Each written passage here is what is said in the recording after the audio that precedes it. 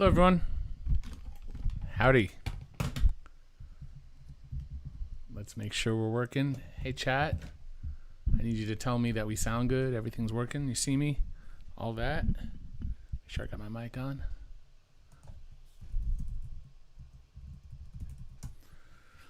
All right. Happy Hanukkah. Happy Thursday. I think it's, eighth night, rather, about to start. If you celebrate such things. Hey, what's going on? What's up, Ken? Good to see you back in action.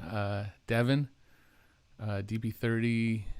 Is that DP30? Is that David or is that Devin? DP30, are you David or Devin? Romulus Prime, the Demolition Man. Thank you, folks. Barnes, if I'm missing you, I apologize. But let's get to it. I'm going to stall a little bit in the beginning to let people arrive and get here. I just put it out everywhere. All right, Devin. All right, cool deal. Let's see what we're going to do today. Volume's good. Everything's, yep, I see. Sounds good. Thank you. All right, cool deal. Kind of a busy day, to be honest, in a good way. We had a little bit of, do I have a fingernail file? My wife is asking me if I have a fingernail file. No, I do not. I gave you the nail clipper the other day. Do you know where it went? Yeah, I gave it to you. I'm stalling anyway. What's up, Blake? XReezy-Y27X. I can't pronounce all that. Abed K. Agyei, Agyei. If they extend Kuz, could they trade him in the offseason? Yes, but that's a problem too. Everything's a problem. There's a solution to everything, but there are also problems. So that's a poison pill thing. And we can talk about a bit of everything. We'll see how long it takes to get into the main topic, which is Talen Horton-Tucker, and understanding that provision. So what I would like to do, big picture, and I'm going to stall a little bit. We'll give people a few more minutes to get here. But big picture, I want to do a stream on it. Usually my streams run about 2 hours, so obviously as much time as you can get in. We'll cover the topic, whatever it is, and maybe we'll go to other topics. I know there's James Harden mess. There's, I think it was Kyle Goon who tweeted out basically the Lakers aren't really anywhere on an extension for Kyle Kuzma. We could talk about that. There's plenty out there. Oh, yeah, the Clippers have some sort of tampering. I don't think it's tampering, but more of a circumvention issue with Kawhi Leonard, where they're under investigation, potentially serious. All those things are, if they actually have evidence. We could talk about that a little bit. I'll give a little, excuse me. I'll give you a little background on the last month. All I've been doing is getting the sheets together for Basketball Insiders, and I'm revamping how I keep track of things internally. So it's taking like 10 times longer than it normally would. But what I'm setting up is really, really amazing for myself in how I need to operate. I can't show everything, unfortunately, because I got to keep some things private. There's like work product things that are unique to how I do things, but I'll share as much as I can. And let's go ahead, because we'll get going soon more earnestly. Let me pull this up. I'm going to get the link for y'all. Okay, here it is. I'm going to pop it in the chat, and it's in the description if you don't see it, but this is the Google link. It's the link to our Google sheet today. And so go ahead and jump in there, and you can follow along with what we're doing when we're crunching numbers. And as you jump in there, you'll notice that I have a sponsor for today, which is kind of cool, and is also a good friend. So we'll get into that in just a moment. And let me see, what else did I want to do? Oh, yeah. So the other thing is that I want to do like the usual stream. And then the goal is to either pull from the stream or maybe produce a 10-minute video, because you guys are the diehards who come for the streams or who watch it on replay. But it's not for everyone. Some people don't have 2 hours to learn this stuff. So I'm thinking about making like a 5 to 10-minute version of this topic and either pull from the stream or use this to basically script out what I will put into a produced video. So that's the goal for the channel, is to do the streams as often as possible, and that's going to depend on a few things, notably you guys and your participation and donations if you can make some, and we'll talk about that in a moment. and then produce videos that draw views as well. So what's up, Blake? THT is better than Kuzma. I'm happy to go lucky. I don't know that to be true yet. But THT is super young, and he's doing some very impressive things. So if you're a Laker fan, and I know that most of my streams have been Laker related, we're going to change that moving forward, and we're going to cover all things in the league. I'm almost done getting the rest of my pages together. And once I do, then what we'll do is we'll hit everything. And we'll just look team at it, and we're going to do a whole series, one team at a time. And Laker Eric makes a good point that Kuzma's been playing well. He's been playing out of his mind, to be honest. He's been great in this preseason. But we'll get into all that. Let's see, how do I read this? The Demolition Man, I think I'm pronouncing, I don't know, Demolition Man. With the strange timeline of this season, when can recently signed players be traded? I'm curious if THT plays well enough if they would trade one of the other rotation players. Normally it's December 15th. This year it's February the 6th, unless it's a early bird or full bird re-signing, in which case it's March the 3rd, if the raise is enough. I think there's a case of Drew Eubanks on the Spurs, who is a early bird re-sign but isn't a March date. But we don't have to get into the minutia on that right now. But generally speaking, they just announced the trade deadline. I think it's March the 25th, I think it was. Correct me if I'm wrong, chat. Okay, so we've kind of stalled. Usually I like to wait 10 minutes. We're going to jump over here first and take a look over here. And you'll come with me. Hopefully I did this right. Okay, there we are. So your starting point are the Basketball Insiders pages, the salary pages, and the link is in the Google sheet that I provided in the chat, and the link is in the description. So if you take a look over here, you'll see all 30 teams, and the good news is all 30 teams are up to date in the tables, which is really the main information if you want to crunch numbers. The bodies of, I think, 22 teams are done. So if you go Atlanta Celtics all the way through to Minnesota, I got all that done. Nope, that's not Minnesota. Minnesota, I got that done. I got kind of spooked by the next two of the next three teams. The Pelicans and the Thunder definitely are a little more complicated than some of the others. So I went to the back, and I went to Washington, and I'm working my way this way. So I did Washington, Utah, Toronto, and I just finished San Antonio today. Like I said, all 30 sheets are in there, including New Orleans to Sacramento. But the body of those documents are not finished, and my internal sheets are not built out in full yet. And I think I'm probably a few days away, and I can't wait. But this is where you want to go. I know there's a lot of other people who publish salaries, some less accurately than others. Mine is very detailed. Please enjoy and send me emails or comments if you have questions or if you think there's something missing or something looks off. We're going to jump today on the main topic right to the Lakers. And we'll take a quick look here, and we see, first of all, we have LeBron James in. We have Anthony Davis in with his extension, LeBron's extension, Anthony Davis's new contract, Dennis Schroeder, all these players. And then we get down towards the bottom. The lowest paid player on the team is Talen Horton-Tucker, 1.517. It's not a bad problem to be the lowest paid player. Technically, Kostas and Devontae are Antetokounmpo and Kaycock are the lowest paid. They'll be paid about 400 and I think I have it here under two ways. They will be paid $449,115 for the full season. So they are the lowest paid. But as far as regularly contracted players, they are he is the cheapest player when it comes to money. Now, if he continues to play as he did against the Clippers, where he was amazing, second game he scored over 30 points. I thought he came back to earth a little bit against the Suns because they like blitzed at him because they didn't want to be shown up by what is basically a rookie. I mean, some would still call him a rookie until he starts his second season officially. It's just a matter of potato. I don't consider him a rookie after July 1st, or in this case, November, 20th was it? I forget the exact date now. And so Talen Horton-Tucker is playing out of his mind. It may or may not continue, but let's say it does. That's our premise.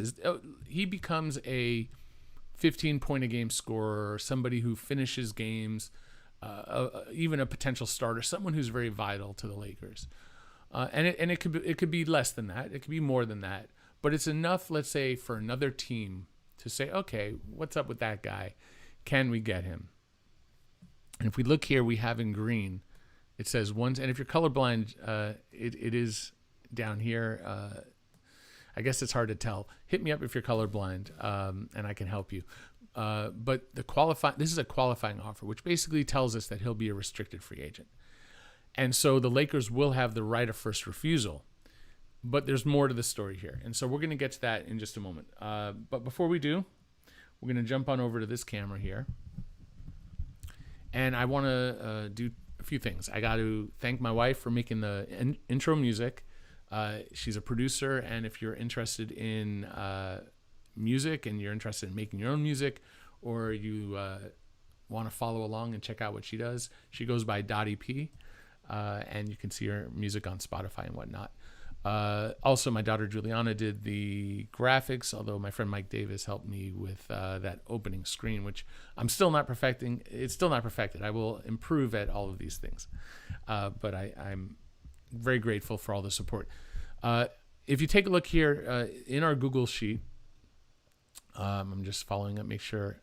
Oh, Ignat Madapaka says, I'm colorblind.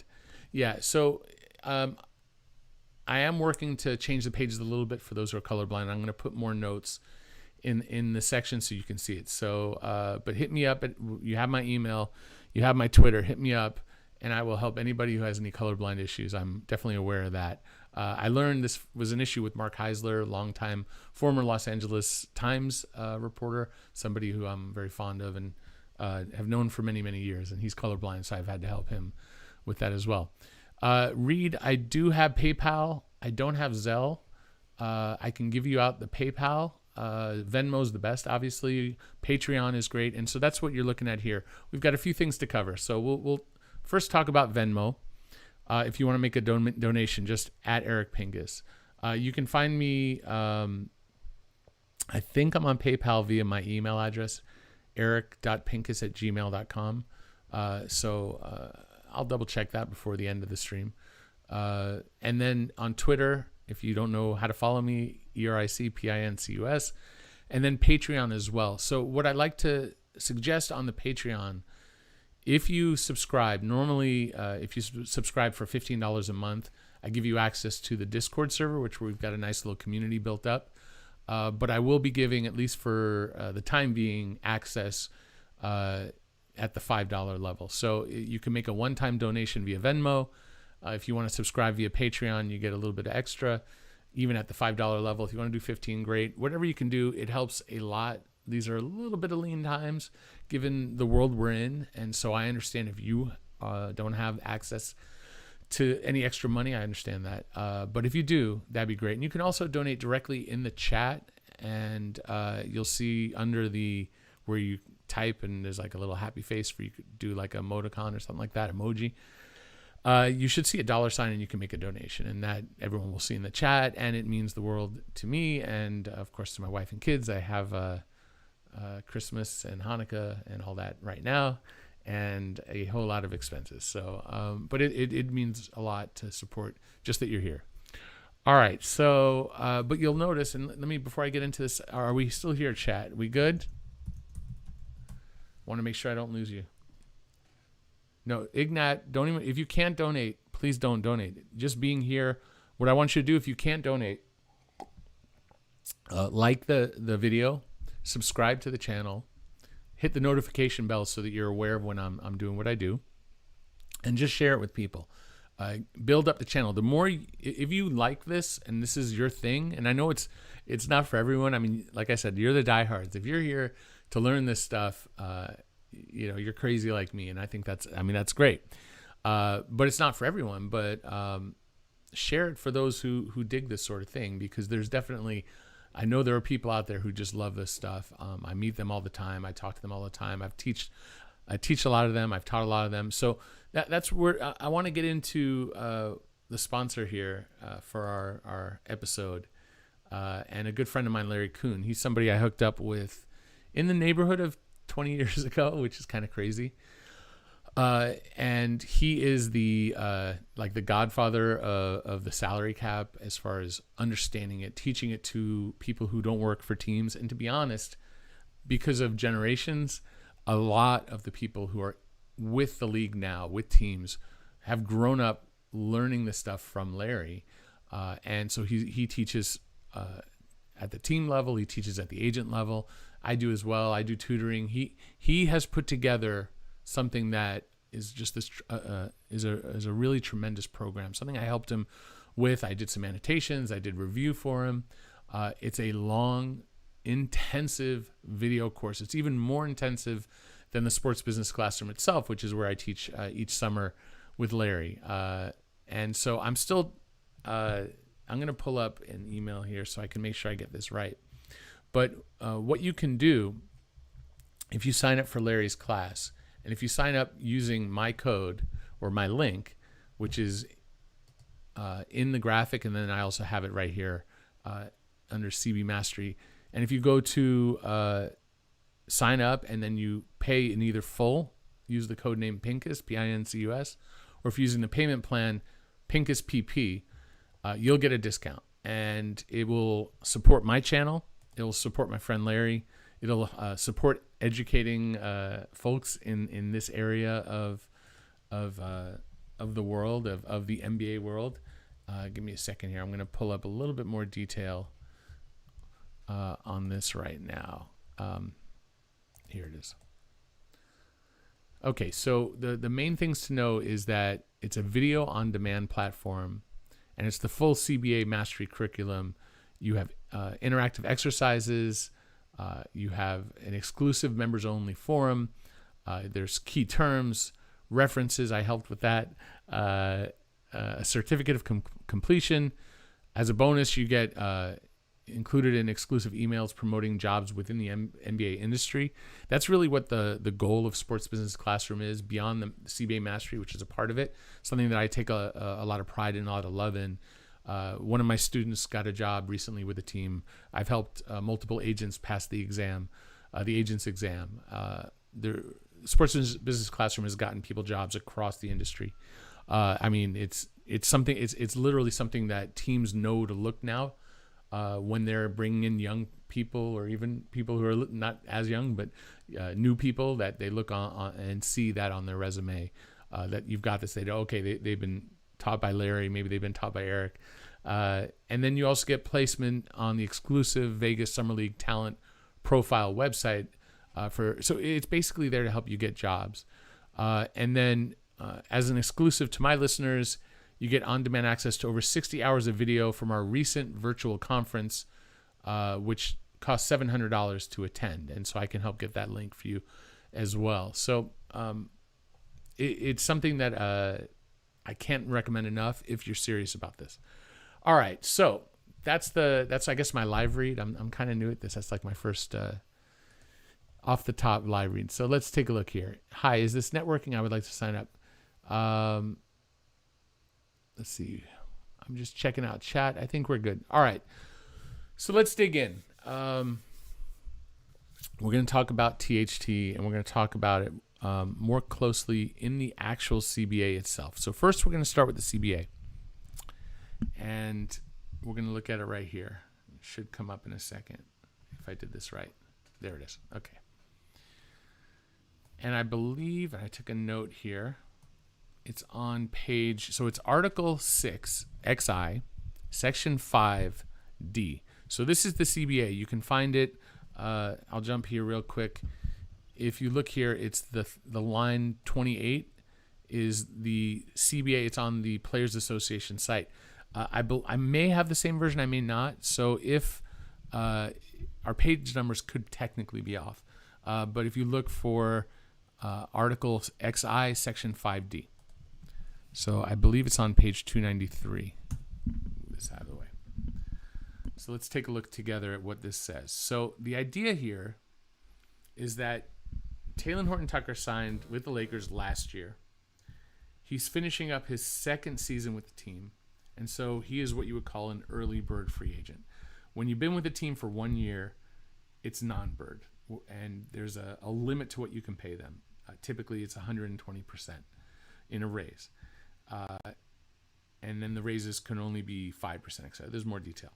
Then there's early bird, where you can pay the player up to 175% or the league average, which is it's roughly 10 million. It's not exact, but in the neighborhood of 10 million.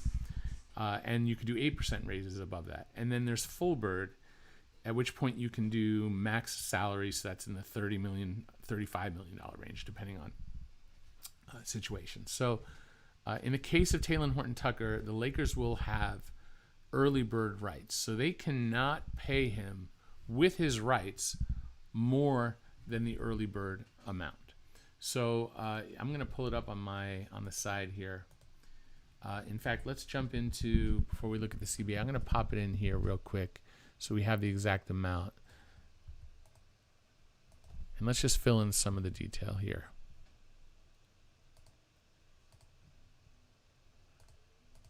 Okay, so this is 2021.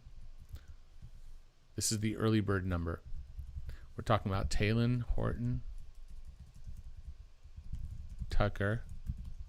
And let me pull it up. When did he sign? He must have been July of, right here. Talen Horton-Tucker, THT. He signed on July the, oops, I don't have it. Or yes, I do. Yes, I do. It's right here. July 13th. Signed on July 13th, 2019. So season 1 was 2019-20. Season 2 is 2020-21, after which he has early bird rights. Now, in the CBA, they don't call it early bird rights. They call it early, let me see if I can find it, early qualifying, yeah. In the CBA, bear with me, it's early qualifying veteran free agent. They don't use bird rights in the CBA itself. So, and so in theory, this number, this 10.47 number, is based on the average salary. And so let's estimate. Let's estimate that the average salary ends up being, let's just go 10,250. Estimate. So we're estimating that this is the early bird qualifying free agent number. So now if we look at Talen Horton-Tucker, season 1 he made 898,310, and season 2 he made 1517981. That's a typo right there. I'll fix that in a moment. Oops, wrong way. It's one way in Excel and it's the other way in Google Sheets. That drives me nuts. Okay, so there we have it. Okay, so if you go by the rule of early bird free agents can get up to 175% of previous salary, or the early bird number based on the estimated average player salary, or EAPS. Estimated average. If I say EAPS, that's what that means. All right. So in the case of Talen Horton-Tucker, previous is 1517981, and if we multiply it times 1.75, I don't know if I did that right, but we'll find out in a moment. Okay, I did. So the most he can make via early bird rights using the formula 175% is 2.7 million, which is one number. The second number is what we estimate to be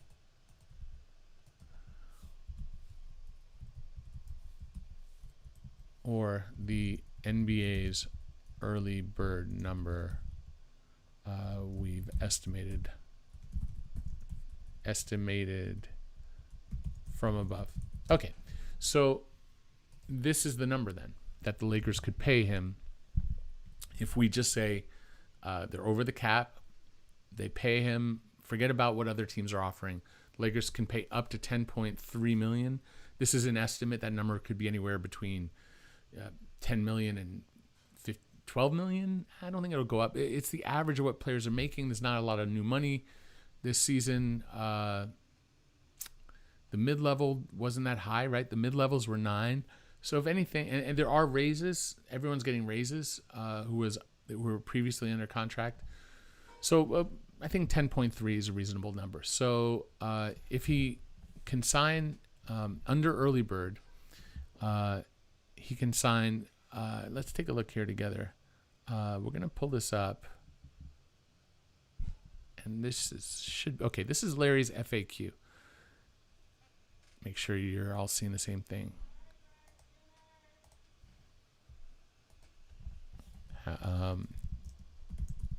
How we doing, chat? Make sure we're up to date. So let's do early bird. Okay. So if you take a look at Larry, this is the CBA FAQ.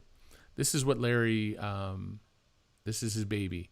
And it is essentially your Cliff Notes. If you don't know what Cliff Notes are, they're where you want to be when you're learning this.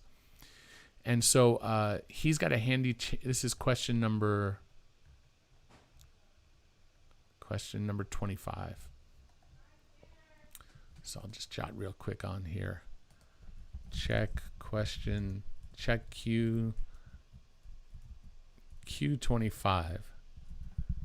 on Larry's FAQ for early bird limitations, etc. So if we take a look here, an early bird contract, it's your own free agent, 2 seasons without changing teams as a free agent, so you can change teams via trade. We're talking about Talen Horton-Tucker, hasn't applied. It has to be at least for 2 years, can't be more than 4. It can be greater of 175% of your previous salary or the estimated average salary. That's the EAPS. And maximum raise is 8%. So what we're going to do is we're going to take a look here and we're going to say, okay, so THT starting at 10, 250, 123.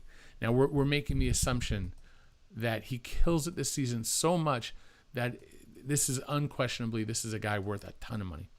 He could be worth any amount under this. All right, so that's not the question today. We're trying to figure the range. The range is he's terrible, they cut him, he never plays in the NBA again, to he's worth the max. That's the range for any player. So what's the max that the Lakers are going to be over the cap? They'll be over the tax. They have a hard cap right now, and previous streams I've detailed that, but we're not going to get into that. But in the future, as of next season, they will not have a hard cap. And they're going to have some tax issues, but that's a different question. So what we're looking at is what if THT is worth, Lakers need to pay him the most they could possibly pay him because he's that good. So we're just looking at the range. And what we would, going by Larry's FAQ, it's an 8% raise. And then we can, this is a little handy dandy cheat right there. Multiply times 2, subtract the previous. You could look at the formulas, look in cell B49, and I'm just going to copy that there. And then we're going to sum it. And so this is the most the Lakers can pay via early bird. They don't have his full bird. Lakers, LAL won't have full bird. They won't have cap room. And again, we're basically measuring the range for THT, which would be min to max, right? All right, so that's the basic idea. So we're going to jump back to the CBA itself and get into the Arenas rule, which is a complication. So we've made this is what happens if the Lakers want to keep him. They can pay anywhere from the minimum. They can pay all the way up to $10.3 million starting and $45.9 million total. I'm not saying that's what's going to happen, but this is the range. Okay, so he is going to be a restricted free agent. So THT equals restricted. So why is he restricted? Number one, first round picks after 4 years if they didn't extend. Who is RFA? Anyone else who was not a first round pick. So sometimes first round picks don't get through their whole contract. Was it Zaire Smith an example? I think he was a first rounder, right? He didn't make it through his contract. He's a free agent, not a restricted one, because he didn't complete that. But anyone who is not a first round pick who has fewer than 4 YOS. YOS equals years of service. THT will have 2 YOS after this season. So that's an interesting point. If Talen Horton-Tucker will be a restricted free agent, the Lakers can offer him a qualifying offer of, so let me put this down. The Lakers make THT restricted by giving him a QO, which is a qualifying offer. So if we take his previous salary, which is 1517981, we multiply times 1.25.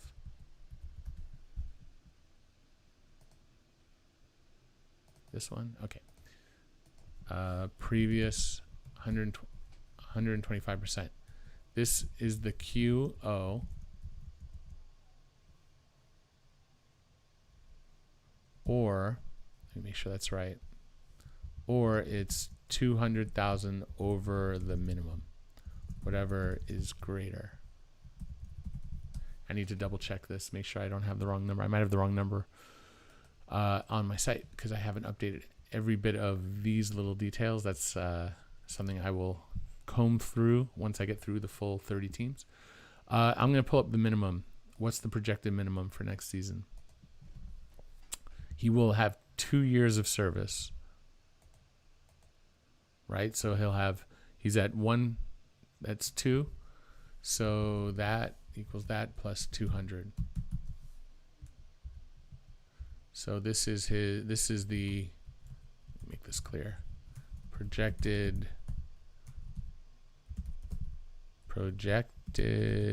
2 YOS min for 2020, 21, 22 plus 200K. So it's the larger of 1, 2. It's the larger of the 2. So 189,897,476. Okay, I think I need to update that on my site. I don't think I have that number updated yet, and I hope I'm right. I hope I haven't missed something. Every so often, you do, just because of the nature of this. There's so many numbers trying to keep track of, and I don't have the right number here, and that makes me a little hesitant. Wonder why I don't have the right number there. So I'll look into that in a little bit. But yeah, it's 125%. Right? Yeah, that's what it is. Let's take a look real quick. This is what's great about Larry's FAQ. This is question number 42. For all the players, the qualifying offer must be 125% of the player's previous salary or the player's minimum salary plus $200,000, which is what I just said. So I feel good about that. All right, so the Lakers would make an offer of a 1-year deal, guaranteed money, at 1.897476. He can accept that money, and he's under contract for 1 year. Let's say that the Lakers offer him $4 million, and he's like, that's not enough. He can accept 1.9 and say, I'll hit free agency the next year, at which point I will also be a restricted free agent, right? Because we said anyone fewer than 4 YOS will be restricted again. So the Lakers have a lot of leverage here in that if Talen Horton-Tucker doesn't like the offer that they make this summer, then there's not much he can do about it, because if he takes his qualifying offer, then the next year they're going to be able to issue another qualifying offer. And while it'll be a little bit more, it's not going to be massively more. So this is the difficult position that players who are restricted are often in, especially when they're only in the league 1 or 2 years. So if you're on a 1-year deal, you're going to be restricted. Like your rookie 1-year deal, the next year you're restricted. Now, if you sign a qualifying offer, the next year you're restricted. You sign that qualifying offer, the next year you're restricted. You sign that qualifying offer, finally you're free agent. So it's a long path to getting paid on a contract that works, necessarily that's player friendly, unless you can get an offer sheet. And this is where we're getting into the Arenas rule.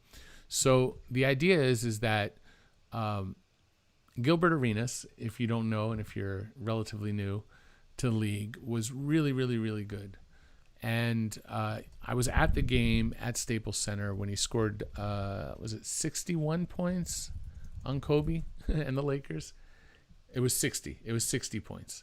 It was December 17, 2017, according to NBA.com via Google. I'm assuming that's correct. So real quick, Gilbert Arenas draft 2001. So Gil was a second round pick 2001 by the Golden State Warriors. He was the first pick in the second round, and he was a very good scorer. And he was a lot of fun, and he is a lot of fun if you cover him now. He had some troubles in Washington, and after that, my experience with Gilbert was not great in the locker rooms. He kind of had shut down after that, and because the whole gun thing, it was a whole thing. But ultimately, injuries derailed. He got a massive contract eventually from Washington, and then I think they amnestied him. And or was it Washington? I don't know. It's a blur now. But anyway, chat, correct me if I'm wrong. It is Washington, right? Was it Washington who amnestied? I forget off the top. I'm not going to search for it right now. And so the problem is that he was too good for the Warriors, and the Washington Bullets. It might have been then. Yeah, it was Orlando. It might have been Orlando. I forget. I don't know. Let me know. Yeah, Ken says Orlando. Orlando sounds familiar. We could search for it, but I'm trusting chat here, and I feel like it was Orlando. Yeah, Slam and Jam, Ken, Mark. Mark says Orlando or Washington. The other ones say Orlando. Yeah, and Gilbert is doing a great podcast. And I appreciate, I really loved who he was before the trouble in Washington. Yeah, that's right. He left Washington because of all that. And he turned out, it was rough to see how hard this was on his personality. I would see him in the opposing locker room, and like, he would just answer questions, yes, no. And he wouldn't give anything of himself because he had such a bad experience. Before that, he was just a fantastic interview full of stories and rich personality. Really enjoyed being around him at the time. And then obviously he's moved on and is doing really good things in podcasting and other things. And so, but the thing is, they couldn't pay Gilbert Arenas is the problem. And the reason they couldn't pay him is that they had early bird rights at the time. And while right now we mapped out what the limit was for Talen Horton-Tucker at $10 million. I don't know the exact figures, but we're going to go back and let's just say it's $5 million. It was probably less. It was probably $3 million. But let's say that the most that they could pay him with his rights was $5 million. The rules at the time didn't allow for any special treatment. The Warriors did not have $5 million of cap room. They did not have $5 million in an exception to pay him, and I'm estimating $5 million.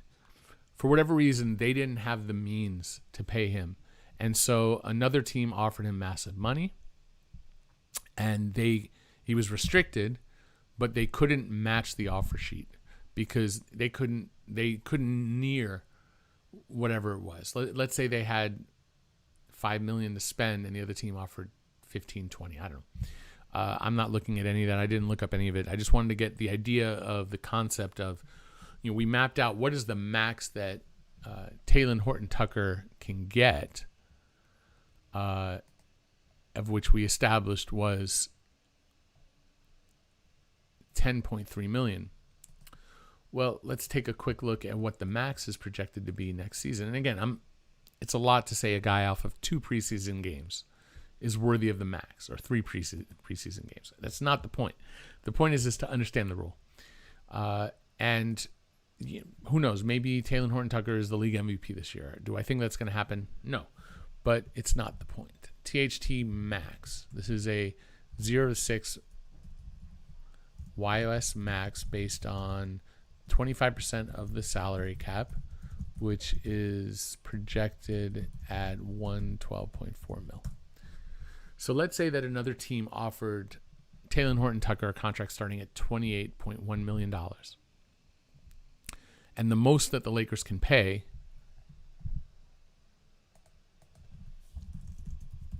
hold on a second, I'll scroll up in a second. The most the Lakers, can't type, can pay is 10.3 mil. Lakes. This is the Gilbert Arenas issue and what the GA provision resolves. It's not called the Gilbert Arenas provision in the actual CBA, just like it's not called Larry Bird rights.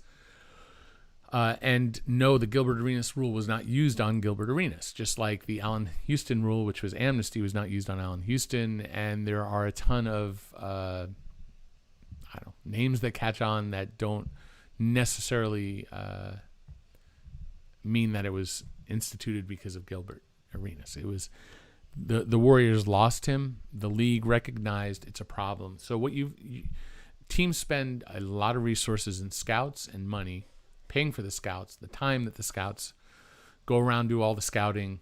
They go through trading picks and acquiring picks, and they go through, maybe tanking or whatever.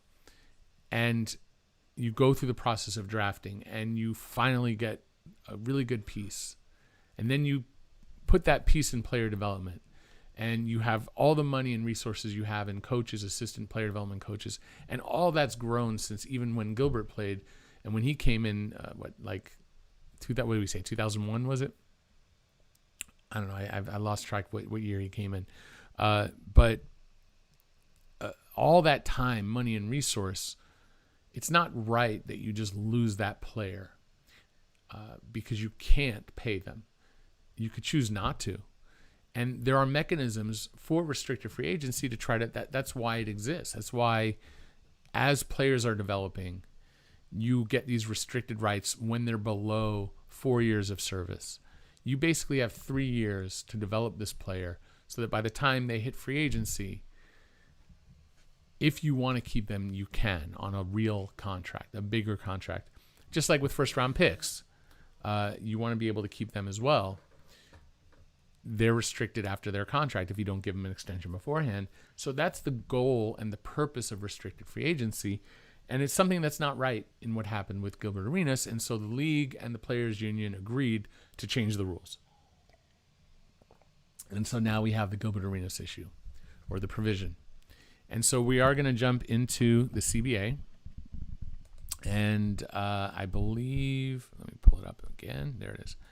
It's on 193, was it? Let's start at the beginning. 193.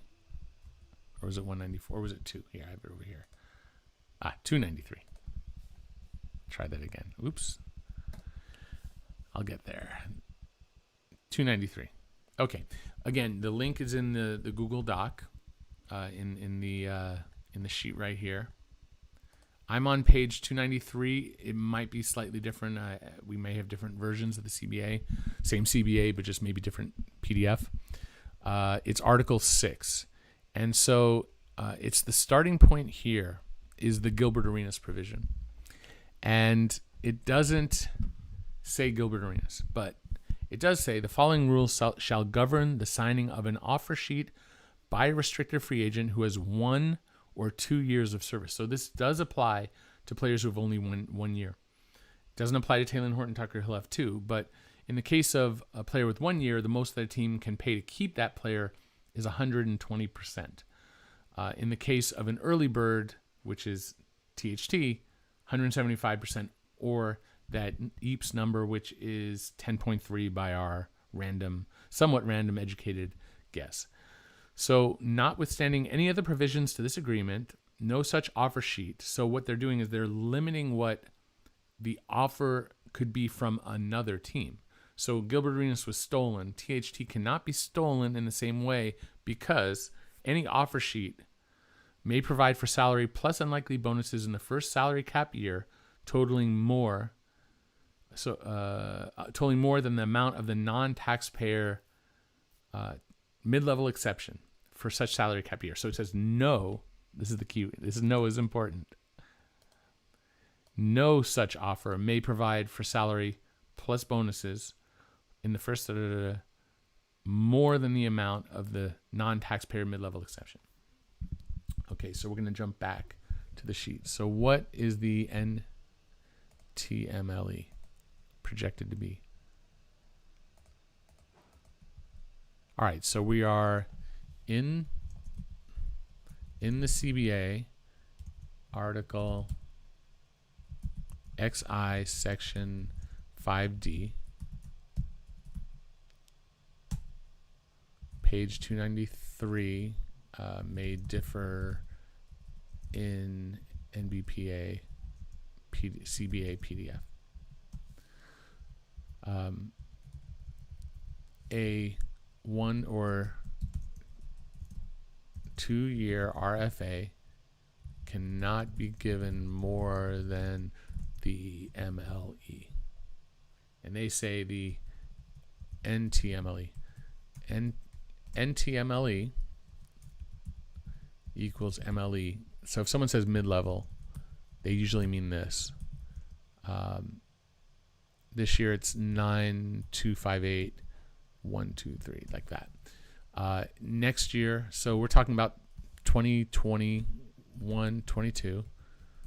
This is the projected NTMLE. So the most that a team can offer Talen Horton-Tucker is that number right there. Let me change the color. This is the key ingredient, and really the point of the stream, is that the teams are limited into what they can offer. So we already established that the Lakers have early bird, right?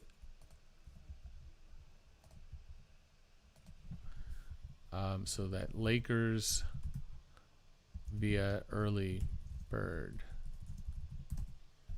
So as you can see, the most that any other team can pay Talen Horton-Tucker is $9.5 million starting salary. The Lakers have the means to pay him $10.3 million. So they will have the rights. They don't need an exception outside of the early bird exception, which is an exception, but they don't need to use another form of exception. It's different when it's non-bird, because if you think about it, with non-bird, the most you can do is 120%.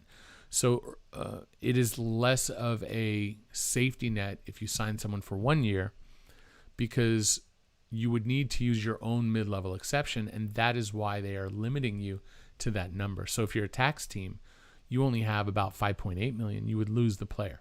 If you're a non-tax team, you could use your 9.5 to match, because you don't have early bird, you have non-bird, so the most you could do is 120%. So you use your own mid-level to keep your own player, and you then have a hard cap. And so you have to do that within the means. So if you notice, teams try not to sign players that they value for just a 1 year deal. They try to do at least 2, if not 3. You need cap room, or to use your mid-level exception, to pay someone more than 3 years. You can't use your room exception or your biannual exception. Depends on the team, obviously. You can't use the minimum exception to get more, to get past this early bird issue. But this is the main issue here. So let me just pop this in here. Again, here's the Google Sheet link in case someone doesn't have it. All right, so we with me so far? Ignat says I should collaborate with Trevor Lane. I've done his show before a few times. I like Trevor a lot. I've known him for a while. Great guy. I'm happy to guest anytime. Something to think about. Reminder, like the video. I'm supposed to say these things. Subscribe and hit the notification bell. Check out the Patreon and the Venmo links at the top. And if you can donate in chat, that would be wonderful. I will acknowledge that. And also the Patreon will get you access to my Discord. So, okay, so they are limited to what they can offer a player with early bird in the case of THT to the mid-level exception, and that's to protect teams who don't have early bird, who only have non-bird, because basically it guarantees that if a player on a 1 year is given an offer sheet, that it's a matchable one, so that a team can't lose them. You could still lose them if you have tax issues, but you could always trade or make, buy out, stretch players. There are ways to get to paying that player, and that was an avenue that the Warriors did not have at all, and they lost Gilbert Arenas. So we're going to jump back into the CBA itself. I don't know how deep I want to get into the language. We're probably going to look at Larry's FAQ to get a more concise explanation of how it all works. But okay, so they're basically, the first part says that they can't get more than the mid-level. If an offer sheet provides for the maximum allowable amount of salary for the first 2 salary cap years, the offer sheet may provide for salary for the 3rd year up to the maximum amount that player would have been eligible to receive for the 3rd salary cap year, absent the restriction in the first sentence. So if you think about it, it's not fair necessarily to limit that player to making just $10 million a year, which, I'd love to have that problem, but just limiting them to the mid-level. So what they're saying is the first 2 years will be at the mid-level. There'll be a raise from the first year to the 2nd year. That's a reasonable raise. But by the 3rd year and or 4th year, that we're going to treat it like the player got whatever the maximum that was being offered, whatever the amount that the team wanted to offer can be. It can be up to the max. And so that means that salary could jump up to 30, whatever. So an example would be Jeremy Lin and Omar Ashik. Ashik, who is since medically retired, and Jeremy Lin, who is trying to get back in, played overseas last year. I believe he just worked out with the G League Ignite team, which is formerly known as the G League Select team. And he was a Laker for a minute as well. Both those players were with the Knicks, had early bird, and the Rockets gave both Gilbert Arenas offers. And what it means is that there's a huge jump in salary in that 3rd year. And that's what this section is describing.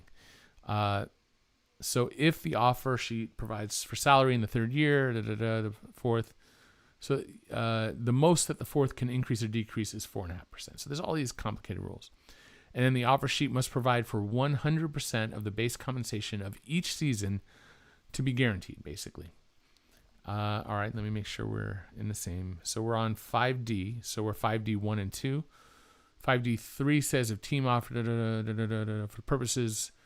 Okay, so it's complicated, and we're going to get into this one. This is something we're going to get into when we look at Larry's FAQ. This has to do with the average salary, and we'll talk about that later when we get into Larry's things. So the principal terms of the offer sheet are the terms, compensation, nothing interesting here. Exhibit 6. Okay, so EF, I want to make sure we haven't jumped to a different section.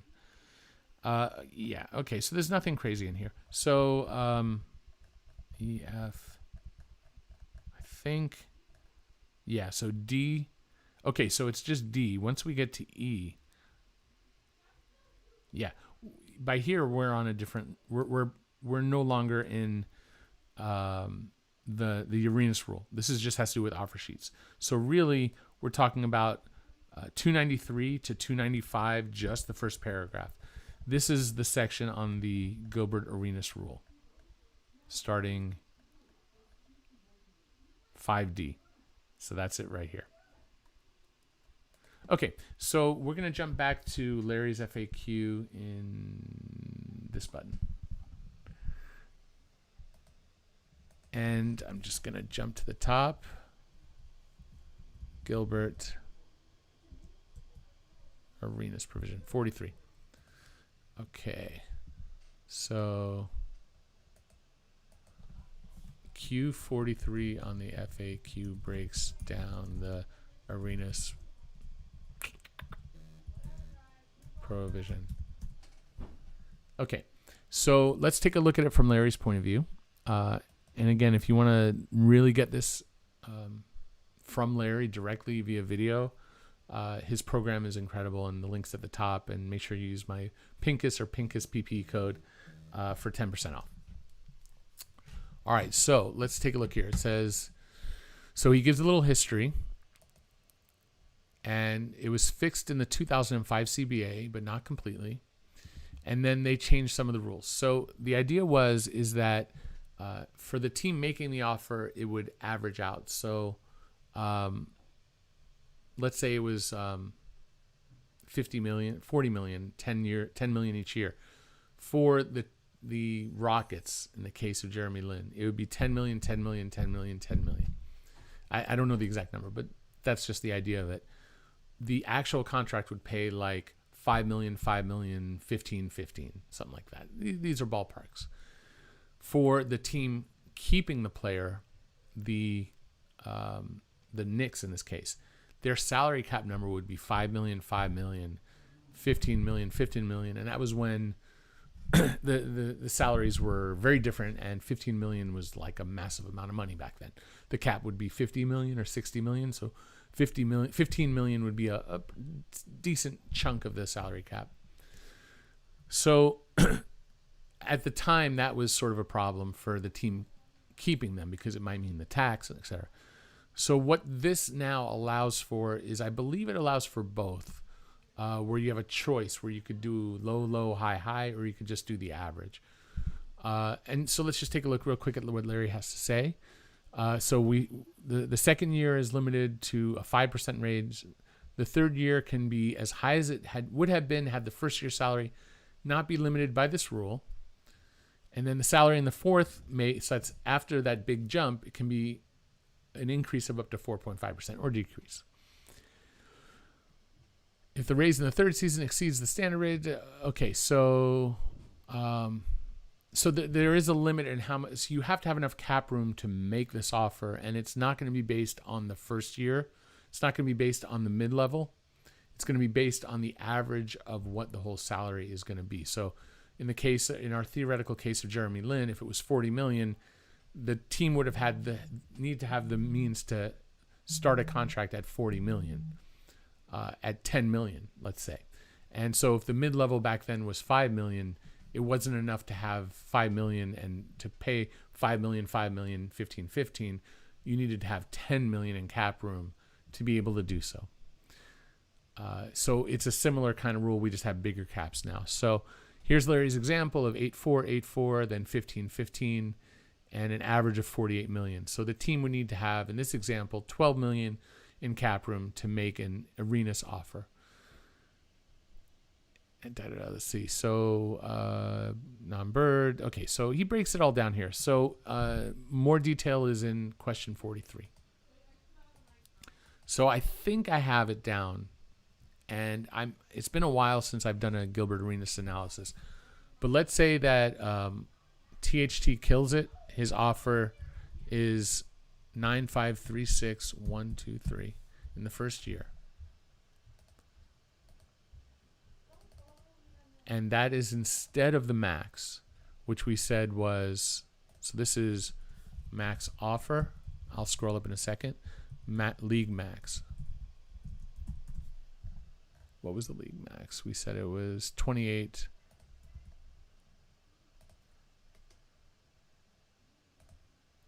Oops. Okay. So the most he can get in the second year is a 1.05, a raise to that. The most that he could get, if it was a max, would be that. And then it would be this times 2 minus that. And then it would be that. So he can then get in the third year what he would have been able to get had he not been subject to this limitation. And then for whatever reason, they limit the raise to 4.5%. So in theory, I hope my numbers are right here. As far as this, I'm pretty sure that's how you compute it. It's been a really long time since I have.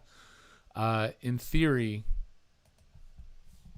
THT would be eligible to make for a $82.8 million contract, which is a lot for a guy who's had three really good preseason games. But we're just looking at the extreme here. How we do in chat? We following? And so a team would need to have 20, the average, 20.7 mil in cap room to make that offer.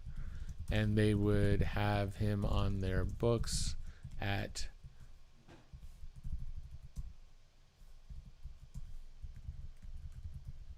$2021.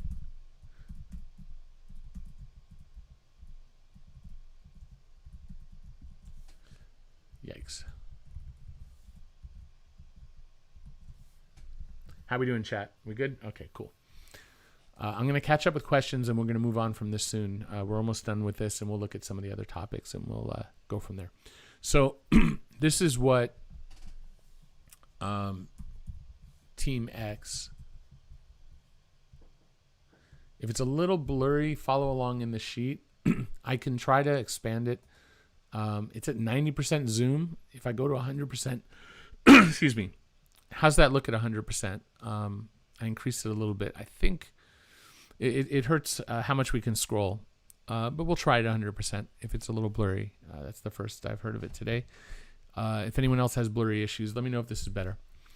But yeah, no, I'll try to do 100%, and if I find that it doesn't scroll as well, then we'll just go back to 90. So to me, this is what it looks like here. And so the Lakers would, so this is what he would be paid.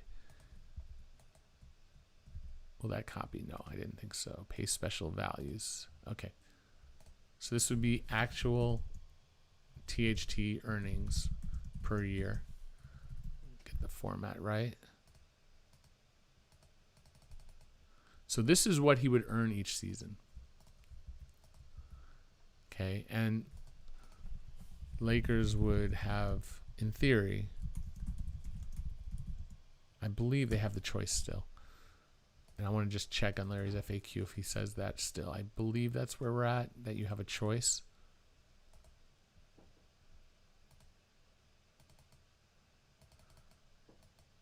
and the Lakers would, in theory, have a choice. And if you think about where the Lakers are, paying LeBron and AD, if they had a choice, well, you would go with this choice, right? Because you would want to have a low number for THT, and this balloon number would coincide with LeBron's contract, I think.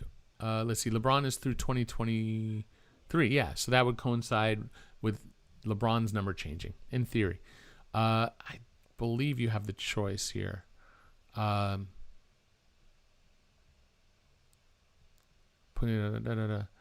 the team making this offer, the matching team is allowed to use any available exception to match the offer. Since a team has a cap room, team want to provide a 4-hour. Okay, as I said, loophole. Okay, the matching team can only choose to have the average count towards its salary if at a time it matches the offer sheet. If team salary is less than the salary cap, if the player, the matching team can only choose to have the average salary count towards its team salary. So the matching team would be the Lakers in this case. If at the time it matches the offer sheet, its team salary with the average salary of the matched contract is less than the cap. If the player signed pursuant to the agreement is later traded, his trade value is equivalent to his cap amount, and new team inherits the same cap hit. In other words, the player goes to team submitting the offer sheet and team later trades, and the average salary is charged to his new team cap. The player's original team matched the offer. Subsequent trade. Okay, so it seems to me like, and I haven't looked at this for a while,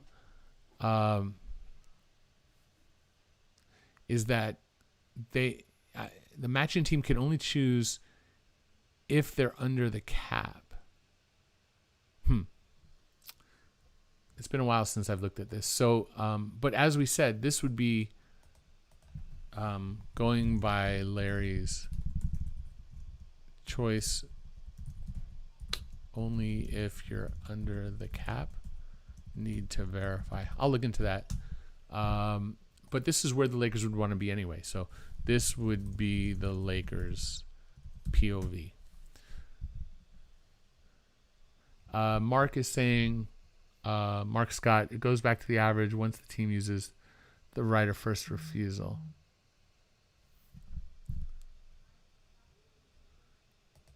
I believe they have the matching team can only choose to have the average count towards the team salary if at the time it matches. Okay, so I think the idea here. So I think the logic here is, how can the Lakers pay Talen Horton-Tucker $20 million a year? This is the whole point of the rule. I think I get it. If the Lakers do the average, if they choose to do the average, they're paying Talen Horton-Tucker $20.7 million for this season when they have no means to. That makes no sense, right? So if they had the cap room to pay him $20.7 million, then they could do the average salary, and they have the choice to do so.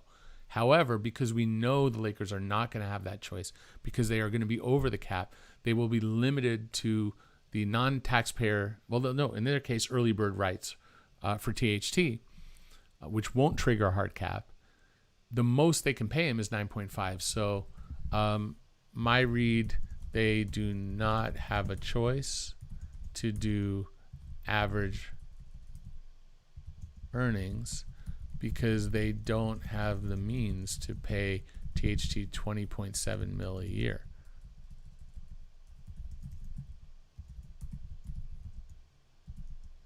Cap room. If they had bird rights, it wouldn't matter, right? Full bird. So so this is not only point of view, but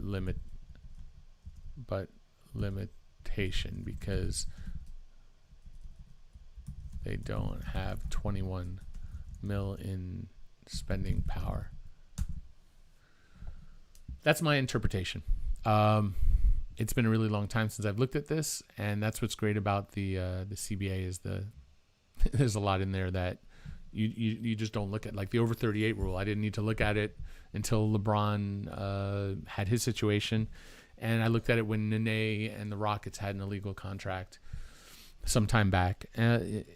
It's Badir, if I'm pronouncing it correctly, we're studying the rule, and we're using THT as an example of really comprehending the rule. You don't have to be a Laker fan. You don't have to care about the Lakers to want to understand this rule, because it could apply to your team if you're a fan of another team, or if you're learning and you're interested in how this stuff works. And the goal here is for us to learn together. I learn when I go over this stuff, so it's a lot of fun. So this is where we stand. We're going to just punch up real quick because we're basically done with the lesson, but we're going to look at the ramifications of it right now. So to kind of recap, Talen Horton-Tucker has early bird rights. Via early bird, the Lakers can pay him $10 million, give or take, and we estimate it'll be 10.3. Teams are, because he has Arenas rule, because he's early bird and restricted, the most another team can offer is going to be the mid-level exception, which is going to be about 9.5.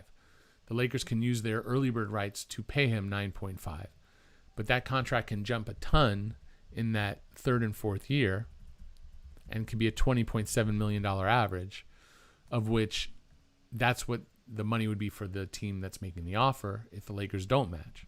Again, we're not saying THT is worth $83 million. We're just looking at the rule and the what if he ends up being the league MVP this year, which is unlikely, but let's just say. And now we look at how it would hit the Lakers books. It would hit like this. And so that's would be preferential for them anyway, because that $20 million jump would help them. And so let's take a quick peek at the Lakers. Pull it in from here. Just a moment. Let's see. For next year,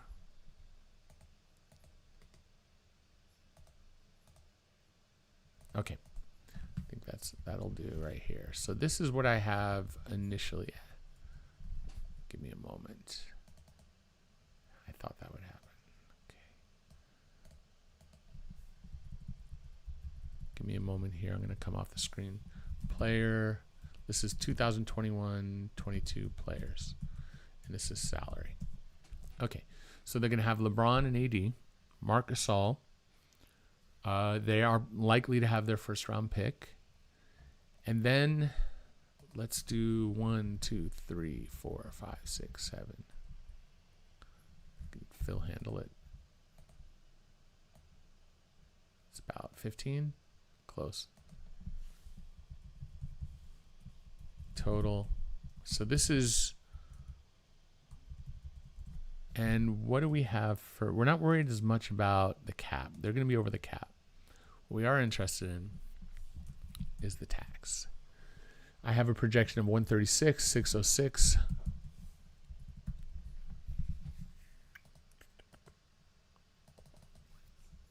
And they are over under equals this minus that. So they're under. Okay.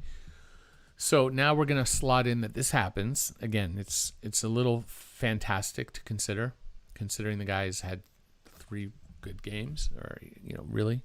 But THT on a Arenas giant offer.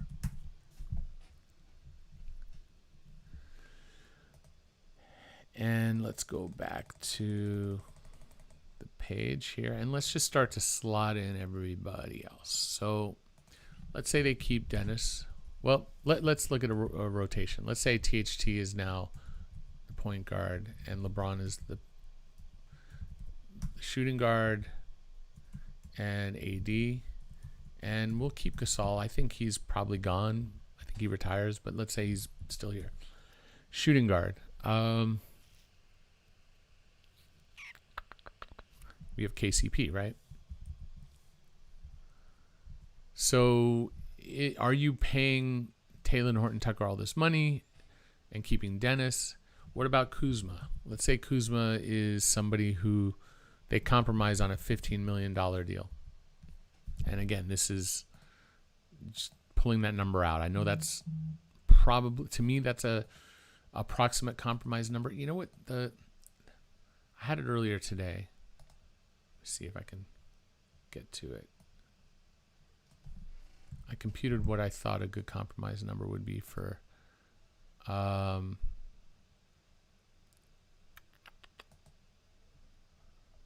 think it was 13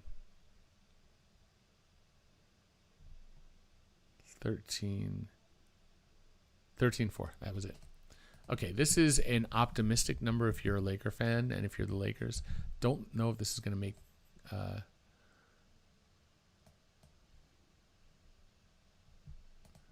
okay, 13 4. All right, so just a ballpark, just so you can see, 13 4 for Kuzma. Make sure I get that right. Would be an extension at. This is assuming the Lakers give him an extension.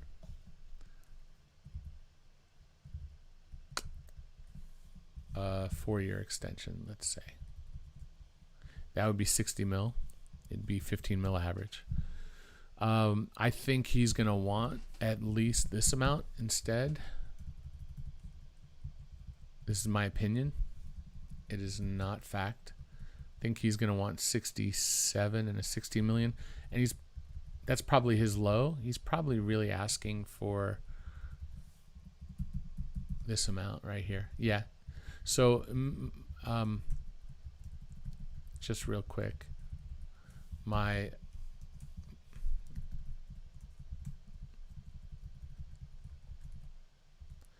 put in one more number.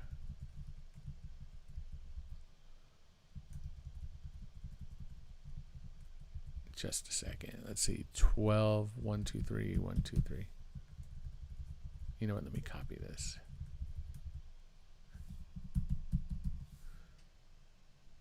Yeah, I'd say this is probably, and this is opinion, Lakers starting number for Kuz. Hey, this is all opinion, please.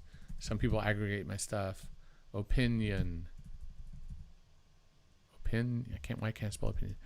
Not sourced. This is what Kuz wants. What Kuz will settle for. What the Lakers should settle for.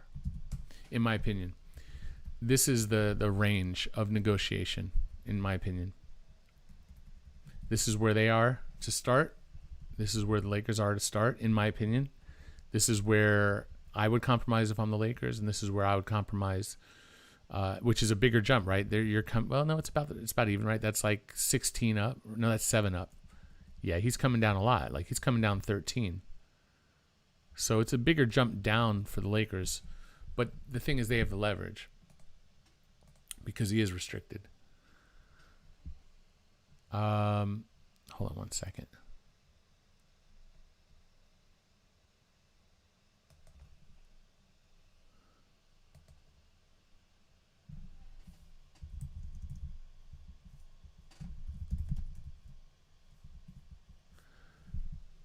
I got a text about something starting tonight at 7 to 9, but it's already 8 o'clock. Hold on one second.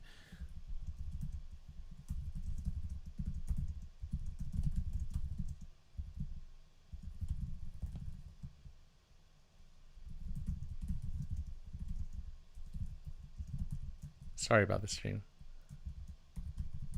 Okay, sorry. Okay, so this is my opinion here. I appreciate y'all bearing with me. Okay, so let's go back up let's just say that they do reach a compromise number, and I'm gonna be generous to Kuzma, just for sake of argument. And so now you're at, you're paying.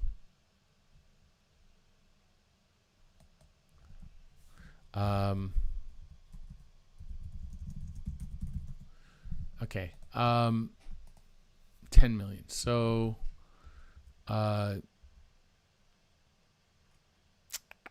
okay. So here's the trick. Are you going to be paying, Kuzma that kind of money to be a bench player behind him, or does KCP move back off the bench, and now Kuzma, who is in this lineup, the Lakers, he's actually someone who could play 2, 3, 4. They could easily. I mean, if they ran out this lineup, I think that it's reasonable. Okay,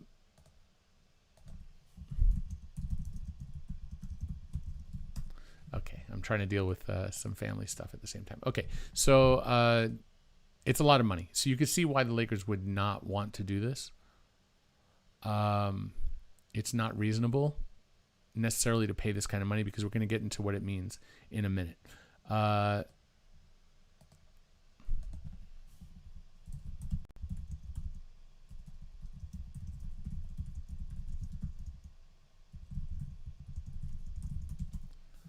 Okay, and so let's take a look at the rest of the team. So let's say that at this point, are you then saying you can't afford Dennis Schroeder?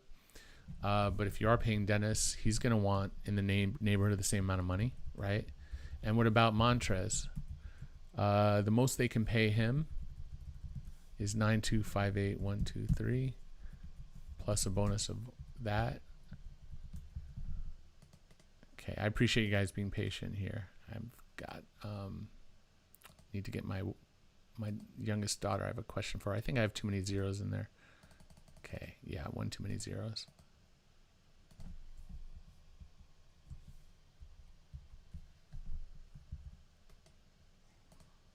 I'm just trying to do, oops, that did not work. By way of example, show you what the Lakers are looking at if all these numbers start to come in like this. Okay, so now you've got 144 million. You're 8 million over the tax line. So that's LeBron, AD, Schroeder, KCP, Montrez, Wes Matthews. He's at 3,623, 123. They give him the most that they can. I hope I got the right number of zeros. You know, I'll just do equals this. Bear with me.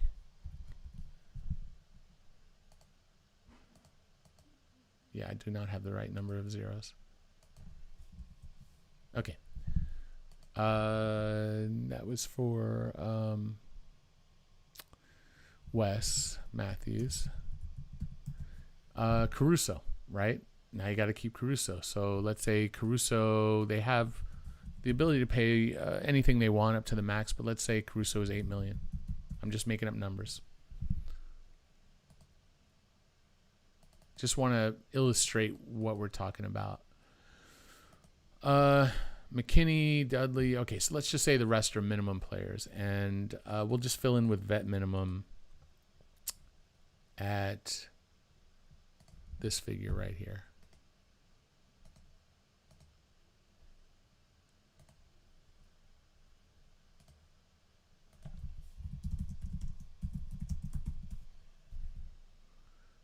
Okay.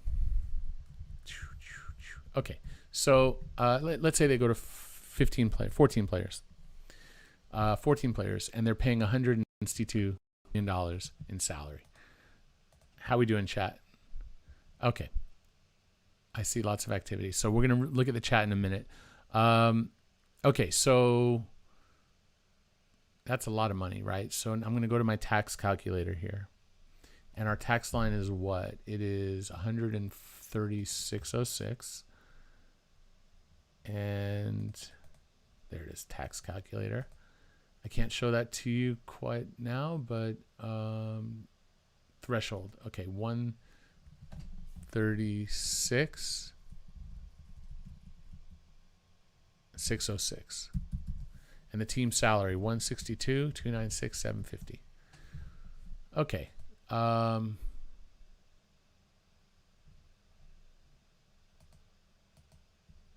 It's a lot, but it's not as bad as I thought. What am I missing? 136. They're over by how much? 20? Yeah, it's not as bad as I thought.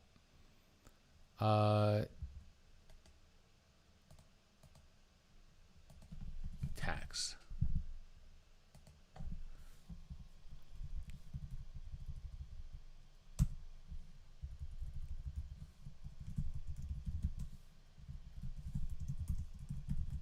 this is what it would cost the Lakers to field this team.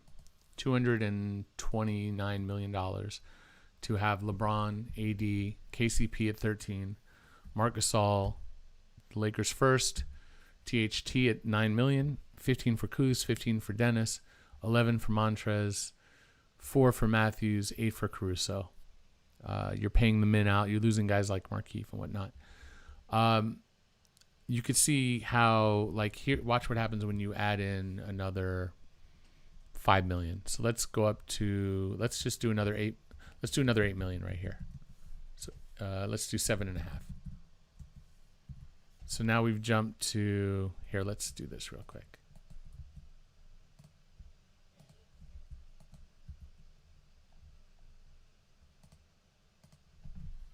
If we, darn it.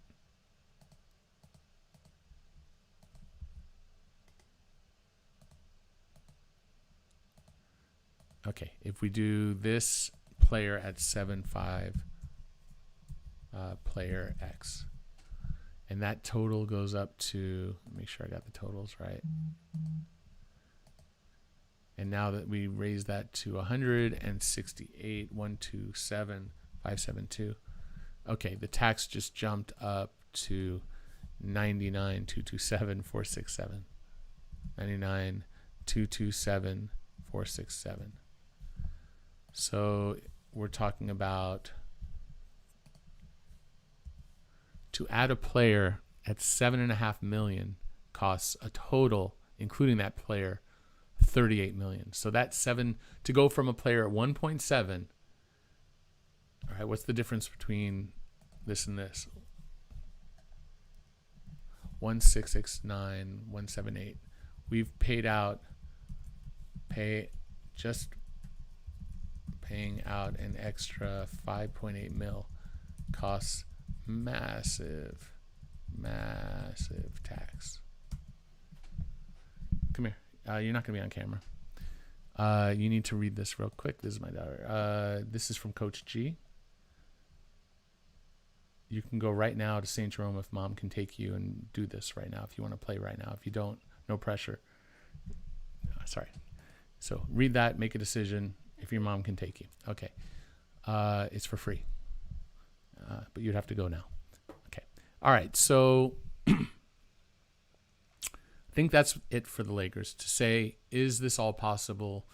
Can they pay Kuz? Can they pay Dennis? Can they keep THT on this Arenas offer? Yeah, they can. It's only money. It just gets really deep into the tax really quickly, like crazy quickly. Extremely expensive.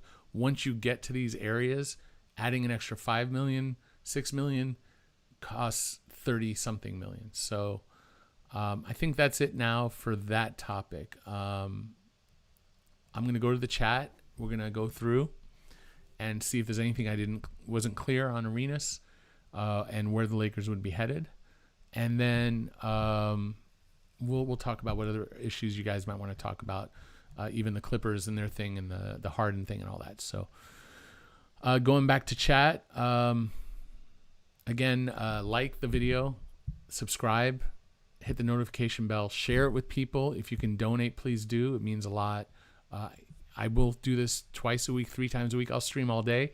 If it pays enough, it's just reality is that my time is valuable. I have a lot of responsibilities and unfortunately I can't give away my time. So, but it is a blast to do this with you guys. And it's a privilege. I also teach privately. If you want tutoring lessons for a fee, if you donate via the Patreon, which is @EricPincus, that you can get into my Discord and you can get me more directly. Even if you do the $5 level, I will get you into the Discord, even though the Patreon says 15. If you could donate one time, either through the chat right here or through Venmo, that'd be awesome as well. If you have any questions, hit me up at eric.pincus@gmail.com. And then a reminder that if you want to get this class from Larry directly, use my link and my codes, and you will get a 10% discount and a whole lot of benefit, including access to everything that happened in the virtual SBC. in 2020, which was awesome. I was a part of one of the segments there. I represented Christian Wood and Chris Boucher and got them much better contracts than they actually got. All right, so chat, let's take a look. All right, so hey, Laker Eric, I'm happy-go-lucky. Hello. The Lakers should extend ATHT and trade Kuzma. So the Lakers you cannot extend a contract that's a 2-year contract. You can extend a 3-year contract, but it has to be 2 years after you've signed that player, which is why Kawhi Leonard is not extension eligible yet, because he is not at the 2-year mark of his contract. DP30 says my site is more accurate than the other sites. I will agree. I don't look at the other sites though. I just agree because I like to think that my site is pretty dang accurate. If you ever see anything that's not, please let me know, and understand that only 22 pages are up to date as far as the bodies. So 8 pages are, I think, as of the draft. I haven't put in who they drafted and all that. All right, let's keep going through the chat. Reed, you found me on PayPal. That's awesome. You know my brother. Which brother? Reed, I have 2 brothers. I have Scott Levine and I have Brian Pincus. I have a sister, Allison Joseph. But you know my brother. So which brother, Reed? So Reed is asking, can the Lakers keep Kuz 460, THT, Caruso, Schroeder, and Harrell? Doesn't seem possible. Reed, I answered your question without you got to exactly where we were going, and your number of 460 for Kuzma is right where I said the Lakers should settle, right? So we're very close to the same page in our thinking here. My thought is if you're the Lakers and you're willing to settle at $60 million and you're willing to pay him $13.4, well, then you're definitely willing to pay him $14. If you're willing to do $13.4 starting, you're willing to do $14. Are you willing to do $15? I feel like the Lakers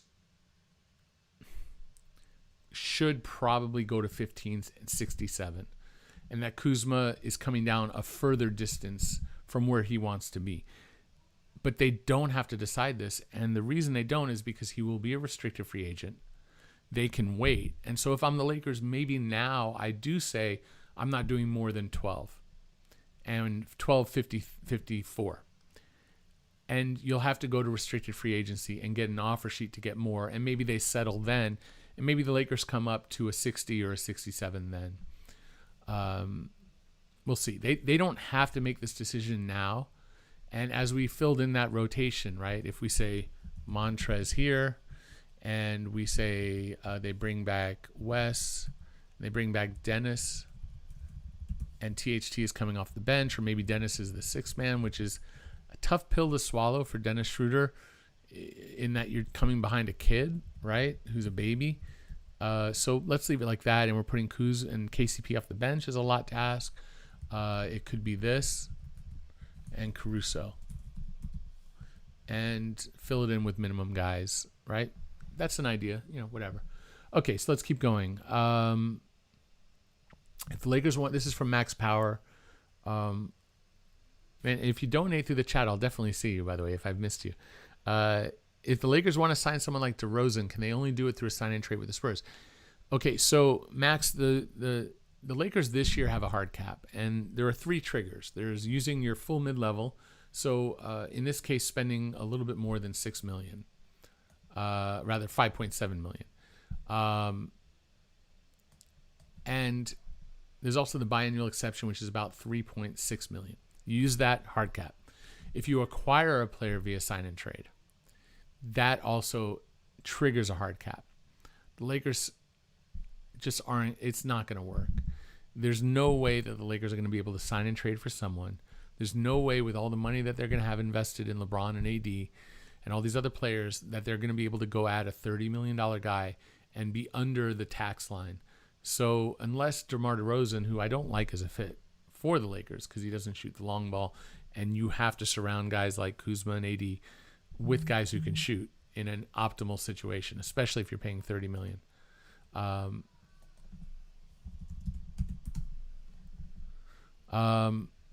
right, so let's keep going here.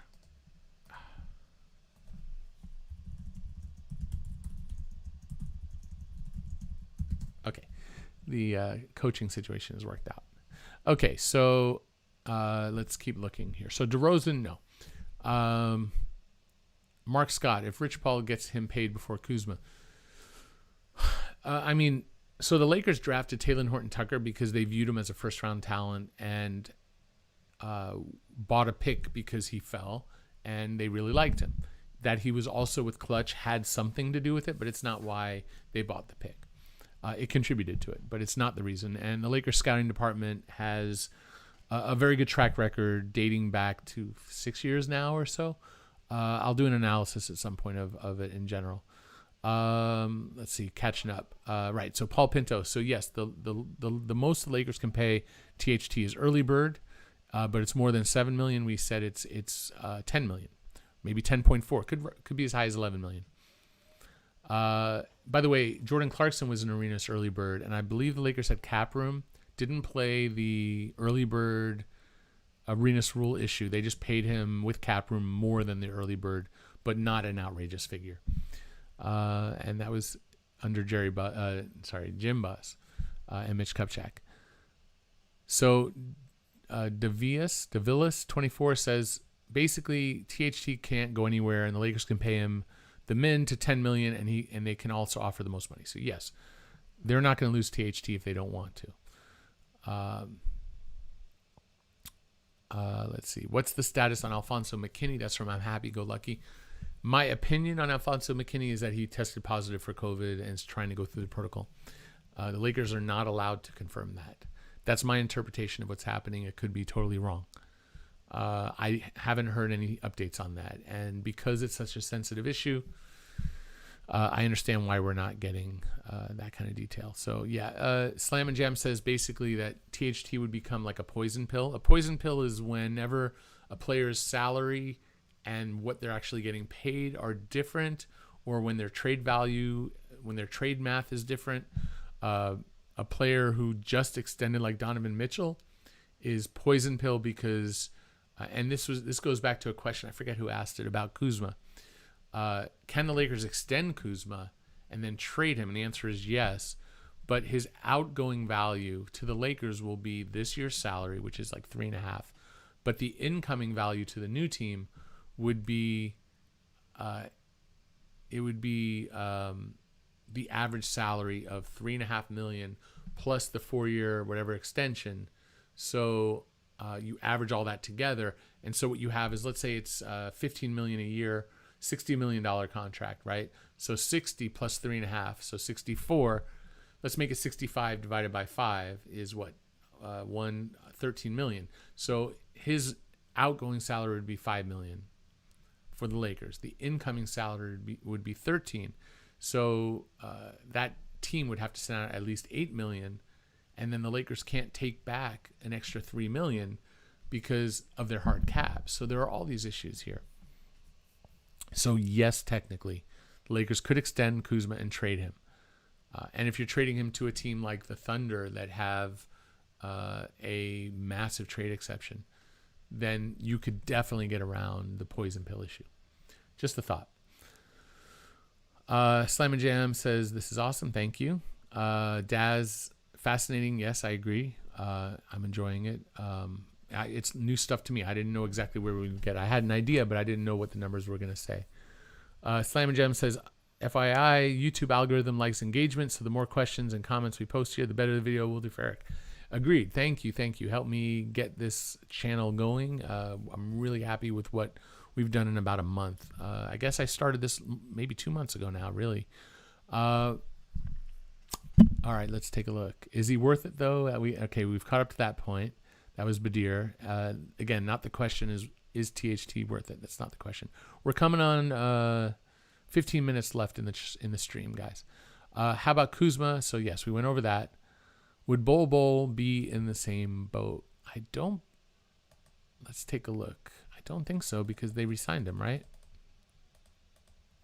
Going over to Denver. Okay, so Bol was a non-bird restricted free agent this offseason. They re-signed him at $2 million for the first $2.1 million and $2.2 million. And so when his contract is over, he will have full bird rights, and they will be able to pay him up to the max. So it is not the same situation with Bol in 22-23 because of the level of rights.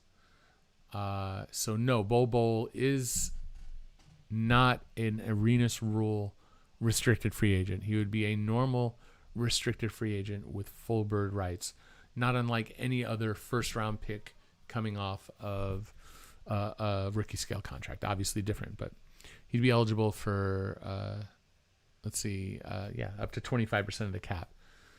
And Daz is asking, or someone was asking, how much is Kuzma eligible for it? Again, 25% of the cap. It would be set by the cap the year of next year, right? The year that it starts, which would be 28.1 million is what the projection is. And it's markets 0 to 6 years of service, not 0 to 7 for the first range. 0 to 6, 7 to 9 is 30% of cap. 10 plus, so 10, 11, and beyond is 35%. Someone like Giannis, because he qualified, was able to go from where he was eligible at 7 to 9 and jump up to the 10 plus. Badir is saying that seems a lot for Kuzma. It might be. The Lakers are probably where they're at. Deciding is, in my opinion, is it worth locking in that kind of money when they are going to be a tax team henceforth, and how much of a tax issue will it be overpaying Kuzma versus what's the right number where you do give him money and he becomes a really valuable trade asset. Kuzma at $12 million a season is more of a trade asset than Kuzma at $18 million a season, right? So anyway, let's see here. A few more questions. Mark Scott says, after Hayward's contract, nothing would surprise me. Yes, that's true. That's the worst contract of the offseason, unfortunately, especially that they stretched Batum to do so. And Kuzma would be a very viable sign-and-trade candidate. Mark Scott is correct in my interpretation as well. He'll be restricted. There'll be a certain number of teams with cap room. A sign-and-trade could be a viable answer. It's usually more common with restricted players where a team wants to sidestep the qualifying offer and the chance of getting matched. But the team that would be acquiring Kuzma would need to not have a hard cap issue. All right, happy-go-lucky. Montrez can't guard centers. He's no jumper, not worth more than Lakers sign him for. I am very curious. I think Montrez will be far more helpful to this team this season than what a lot of people think, judged by what happened with the Clippers last year.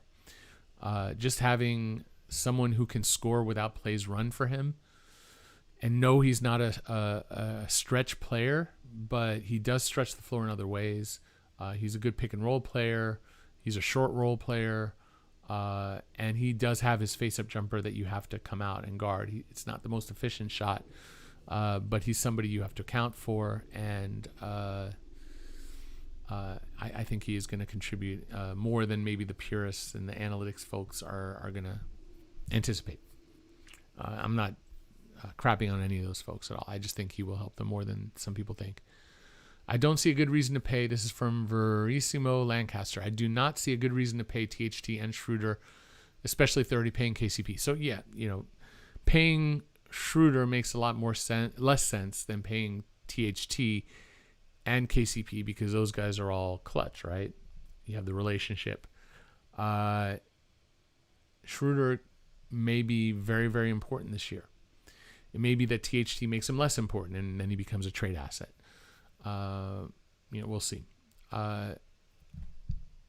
Tuga says, I think they will, there are a lot of, he's saying basically, if it's between Kuz and Montrez, they may not be able to pay both.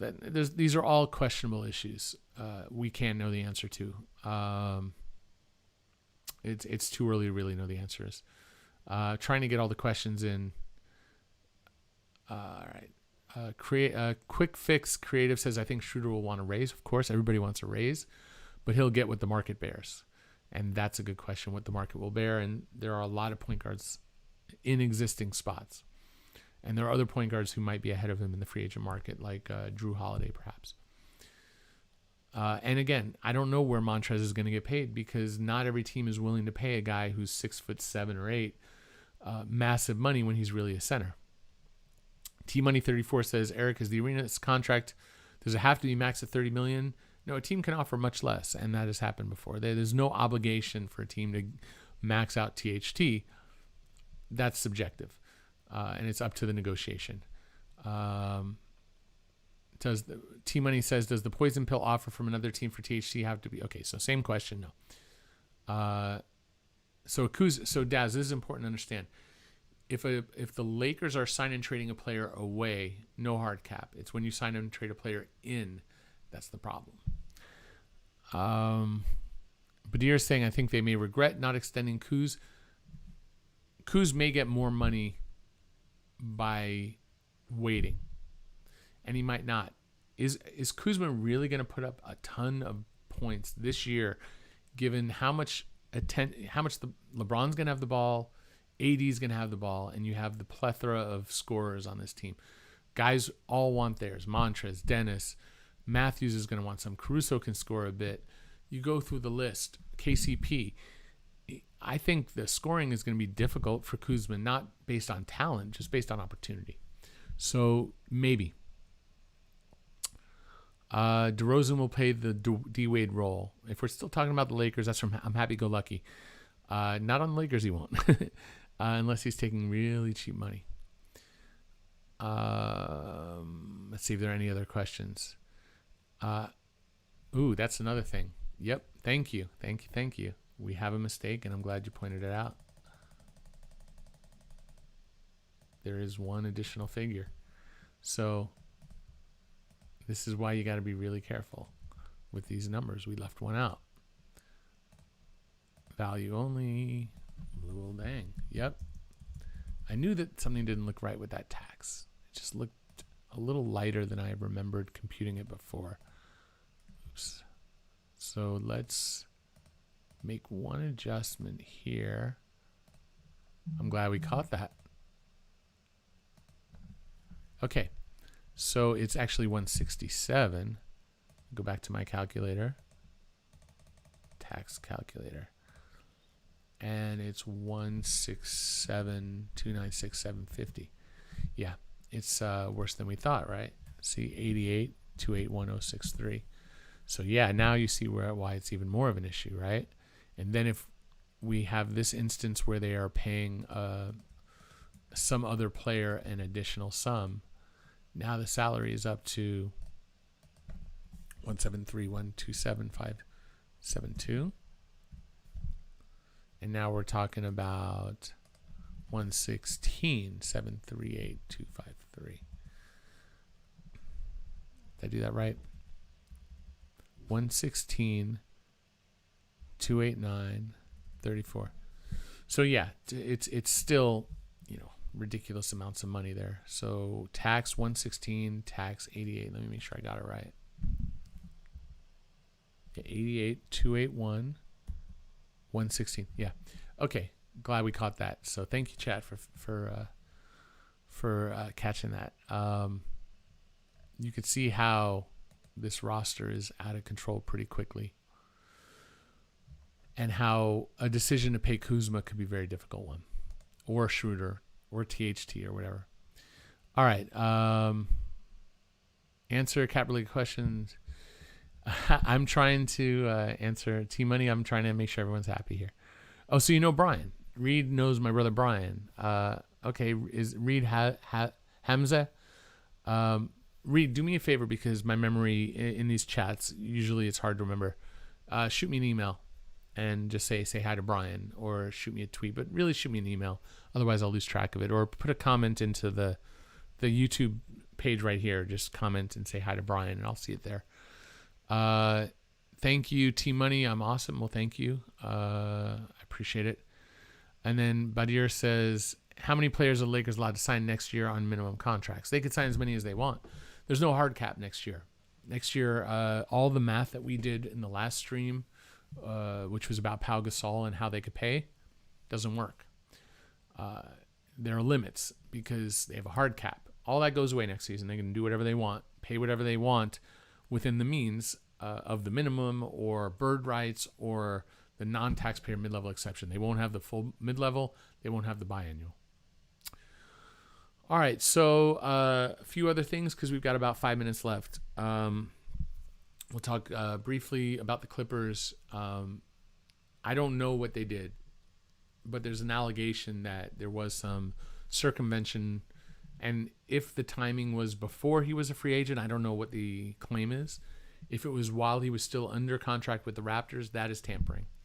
If you are talking about providing sums of money to have access to someone associated, basically like a finder's fee, that's not really a thing. And then also, if you, for instance, bought him a condo in downtown LA, which some people are softly alleging, that's 100% illegal. Circumvention. What matters is what can be proved. The league is not going to go off of assertions. They're not going to go off of one he said, she said allegation from a witness. They're going to need concrete evidence. And if they have concrete evidence for real that there was some malfeasance, that's a serious thing. And if it gets to that point where we're looking like that might be happening, then we'll probably do a stream on it. But let's just say they could void his contract outright. They could ban for life the executives doing the illegal agreements, or for a year they could strip draft picks. They could fine millions of dollars. They could put the Clippers in a world of hurt.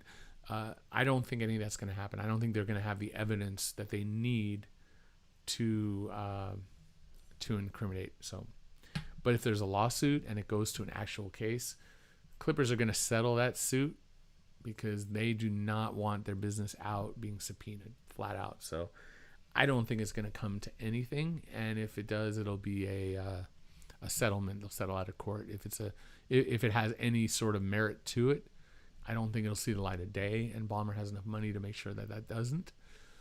And the league isn't, they'll do an investigation, but my interpretation is teams are not stupid. Ballmer's not stupid. The Clippers are not stupid. Every team tampers, circumvents to a degree. But you need to protect yourself and make sure you're not doing it in writing and doing it in a way that's provable. So text message chain, bad. Email chain, bad. Phone voicemails, bad. Things in writing, bad. Recorded conversations in purpose, bad. Like you're talking and you're recording. Conversations in person, no problem. Conversations over the phone, dangerous because they can be recorded. You want to be in danger. And if the the Clippers have traded their picks, doesn't matter. The Clippers, they do have, as far as firsts, they have swap rights in 2021. So they have their first in 2021, or the Knicks. So they're probably going to have a worse pick than the Knicks in theory. So 2021, the Clippers can lose 2023. The Thunder have swap rights in 2025. So maybe whatever punishment would take into account so that the Thunder aren't penalized.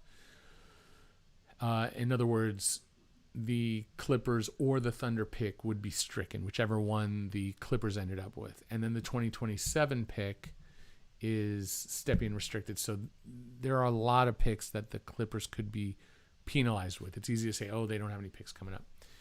They also have plenty of second rounders. They have, I believe they have their 2023, 24, 25, 26, 27. I believe. Although they, yeah. In fact, they have a bunch of second rounders. They got some for Luke Kennard. My second rounders aren't up to date. I'll have to check that. Anyway, so did it happen? No idea. Is it likely that something illegal happened based on the NBA rules? Probably. I think that's the norm. Was it egregious? Maybe. Is there proof? Probably not. Don't think anything will come of it. As far as James Harden, I have no expectation that there'll be a trade in the next 24 hours. The Sixers, obviously, there's something going on. It was denied by Daryl Morey. And, I love Tommy Shepard. I've had the opportunity to get to know him. He said about a week before they traded John Wall that they weren't trading John Wall. It's your job as an executive to say that. So do I believe that Ben Simmons is available and potentially in a trade to the Rockets for James Harden, and that the Rockets don't want Ben Simmons because of where they're at? They probably want to rebuild, don't want to pay a guy $30 million. Yes. Do they have draft picks would they like draft picks? Instead, yes. Would another team be willing to give up draft picks to get Ben Simmons, 2-3 picks? Probably so. Do I think it happens? Maybe. I don't know. Very hard to say. Certainly fun. I do want to remind you folks of a few things. No one donated through the chat, but I did see I got some Venmo stuff, and I thank you so much for it. That's actually the best way to do it because it doesn't go through YouTube. No offense to YouTube, but they get their cut, which is well-deserved. They provide a great platform. The other is if you Venmo or Patreon. If you do Patreon, you will have the opportunity to join the Discord, which we have. During free agency, we had a blast just trying to track everything. In fact, the Discord helped me while I was doing a live stream. I did a bunch of shows, and I couldn't keep track of what was going on via Twitter and email and all that. So they kept me abreast of what was going on in a special channel. So I knew all the deals as they were coming in. So if you want to be a part of that, you could do $5 a month on Patreon, or you could do $15 a month, which is what Patreon says is the Discord limit. But I'm opening it up a little bit more early, for those who participate in the stream and whatnot. Also, if you are seriously thinking about taking CBA Mastery, do it through my my link. There's a bit.ly right there. If you type that in, or if you just click the link right below CBA Mastery, it will take you to that. Check it out. It is the best program out there to learn this stuff. That and the SBC itself, Sports Business Classroom itself. If you'll get 10% off and a whole lot of extra stuff. We covered this earlier, including access to the 2020 SBC class, the virtual class. But do it with my code, paying in full. Code is Pincus. If you do the payment plan, it's Pincus PP. You'll get 10% off, and it comes back to me and helps support my channel, helps support my kids and my wife and our lifestyle, which under the circumstances, I know we're all struggling. So if you have the means, great. If you're going to do this, please do it through this way, because it will come back to me and support me in what I do. And it's really the best program out there. And then if you do want to be tutored individually, privately, I love doing that. I have an hourly rate, and I'm tutoring a lot of students, some for the agents exam, some, like I said, one of my students I'm no longer tutoring because he has a job with a team, and I'm really proud of that. And I think that's about it for today. Like, subscribe, hit the notification bell. Please share the video. Make sure other people know about the channel. The more it pays. I wish it wasn't about money. It's not all about money. I'm doing what I love. But it also has to pay some money. So whatever you guys can help drum up, if you can't do it yourself, as far as a donation or whatever, help spread the channel, get this thing going for me, help me get it going, and I'll do it all the time. I'll do it 2 times a week, 3 times a week. I'll stagger it. We're doing this one at 6 o'clock, 6:30 to 8:30. I know I have some international folk who want me to do it earlier in the day so that they can see it in Europe and whatnot. Badir, hit me up privately, and we'll talk about the rate. I can't discuss that on the YouTube, but we'll discuss that privately if you are interested in tutoring. I'll take one last peek at the chat, and then we'll wrap. A lot of slander for the Clippers in the chat. I kind of makes sense because I think my biggest following is Laker fans. I am going to be doing a series on each team, breaking down how they got from the end of last year to where the start of 2020-21. Now, we haven't officially gotten there yet, so I'm waiting for rosters to finalize, and I still have 8 teams to go through at Basketball Insiders to wrap up. So once we get to that point, then I'll start that series, and we'll just do team after team after team. But I do know, from my years of covering the Lakers, I cover the Clippers too, but I know the fan base with the Lakers is rabid, and most of my coverage is Laker-based, and then Clippers, and then the rest of the league. So I know that we have some slander for the Clippers. So if you're a Clipper fan, please hit me up, and we'll cover your topics as well. Badir says Houston requested Simmons plus Tybalt plus 3 first-rounders. I think the issue is that the Rockets don't want Simmons and want Thybulle. I think that's how you pronounce it. And so it's finding another home for Simmons. That's my opinion. We'll see. And yes, there was an opinion that Kawhi sabotaged the Lakers on the way to signing with the Clippers, but the Lakers ended up with the championship. So all's well that ends well. I think that's it, chat. Thank you all for the diehards for sticking it out to the end. I hope we understand now the Arenas rule.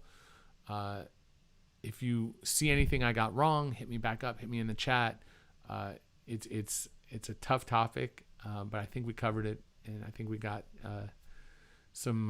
we learned something today. That's the goal anyway. So thank you for joining. My name is Eric Pincus, and I'm here on YouTube. Like, subscribe, hit the notification bell. Follow me on Twitter, Eric Pincus. I'm at Patreon at Eric Pincus. Venmo at Eric Pincus. If you can donate, great. It means the world. And I think that's it. Thank you, folks. If I can remember how to turn this thing off, give me a second. I don't have it in front of me. Here we are. All right, more properly. All right, folks, we'll see you at the next stream. Thank you.